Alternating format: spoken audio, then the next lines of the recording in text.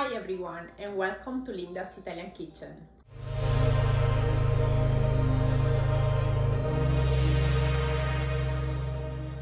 Today's video is in collaboration with Lina's Kitchen, a channel mostly focused on authentic Persian food, but not only.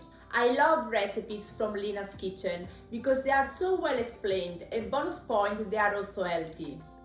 You can have an idea from the dishes that you see now appearing on the screen, and you will find their information in the description below.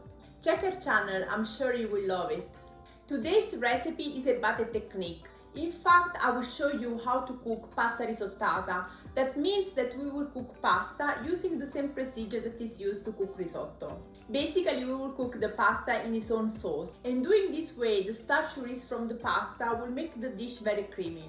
Today, I will prepare pasta risottata with tomato and tuna, but if you go on Lina's Kitchen, you will find the recipe for pasta risottata with zucchini and saffron. That is a perfect meatless pasta dish.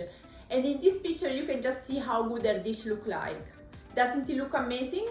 In the description you will find the link for pasta risottata with zucchini and saffron from Lina's Kitchen.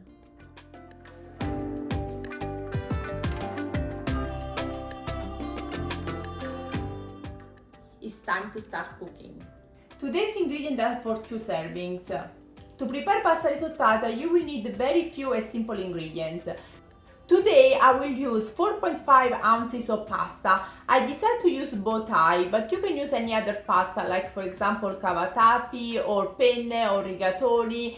I will not suggest you to use spaghetti or linguine for this dish. To cook our pasta we will need roughly 10 ounces of hot water. The exact amount depends on the type of pasta that you will be using.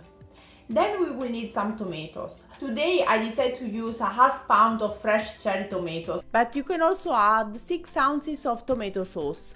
Then we will need 1 garlic clove, a bit of salt, and 1 tablespoon of extra virgin olive oil.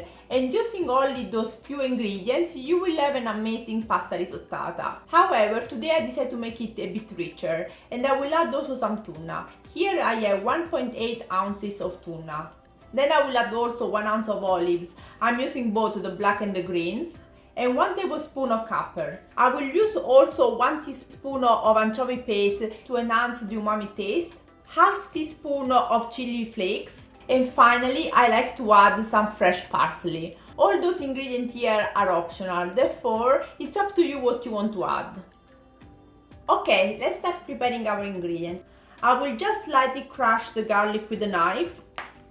In this way, perfect. Then we will chop the parsley.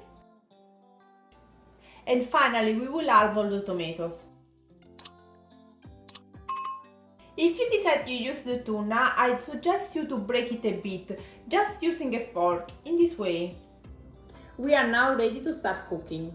Let's start with heating up our tablespoon of oil. Today I'm using tuna in extra virgin olive oil, and the oil that I'm actually using is that one from the tuna, because it's tastier. When the oil is hot, we can add the garlic. And we will let the garlic getting brown. Later on we will remove the garlic. To make it easier to find the garlic later, we can actually use a toothpick. Okay, our garlic is now getting brown, so we can add the tomatoes. We will cover the pot and let the tomatoes cook for a bit. This is how my tomatoes look like after 5 minutes. At this stage I will add some of the other ingredients. So I will add my chili flakes, my anchovy paste, the tuna, the olives and the capers. I will give a good stir. At this stage I will also remove the garlic. If you are preparing your pasta risottata only with tomatoes, add some salt, starting with half teaspoon. Now I will cover it and let it cook for a couple of minutes before adding the pasta. Okay, we can now add the pasta. We give a good stir, cover the pot and wait a couple of minutes so that the pasta can absorb all the water from tomatoes. Now we can add hot water. I heat up my water in the kettle. I start by adding 5 ounces of water. Now I give a good stir, make sure that the water is boiling. As you can see, it's boiling.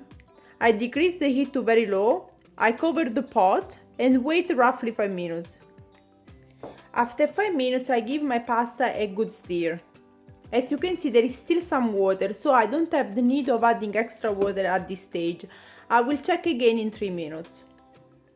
After 3 minutes, I give again a good stir. At this time I add also a bit more water. These are 2 ounces of hot water. And I will come and check again my pasta in 5 minutes. 5 extra minutes has passed. This is also a good time to check how much salt we need to add. So the first thing I do is just try a bit of the broth. And because I used a lot of salt ingredients, the olives, the anchovy paste, the capers, I actually don't need to add so much salt.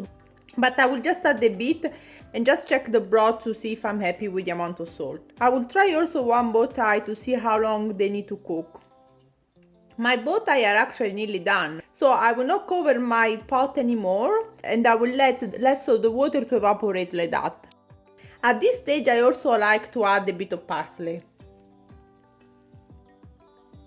My pasta is now ready. Can you see how creamy it is? Let's go and plate it. Our pasta risottata is now ready to be enjoyed. The last thing I like to do is to add some fresh parsley.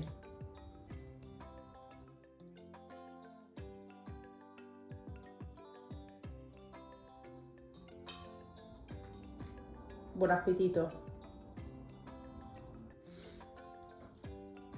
Well done! If you enjoyed this video, please leave me a like or a comment and consider subscribing to my channel. Thank you for watching this video and see you to the next video. Also, don't forget to check Lina's kitchen for the recipe of pasta risottata with zucchini and saffron.